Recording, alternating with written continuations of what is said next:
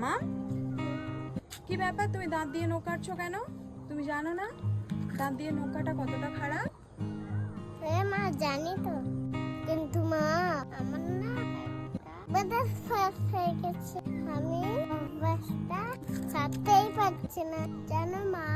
দাঁত হলো আমাদের মুখের সৌন্দর্য, কিন্তু দাঁত দিয়ে নখ কাটতে কাটতে বদভ্যাস হয়ে যায় একটা মানসিক রোগী মনে হয়, যার নাম এনিকোফোজিয়া। দাঁত দিয়ে নখ কাটলে ওকে ডগায় থাকে জীবাণুগুলি মুখের মধ্যে দিয়ে পেটে প্রবেশ করে, যার জন্য ডায়রিয়া জাতীয় রোগ ছড়ায়। দাঁত দিয়ে নখ কাটলে শরীরে রোগ প্রতিরোধ না ভেঙে পড়ে। তাছাড়া দাঁত দিয়ে নখ কাটলে মুখে দুর্গন্ধ হতে পারে।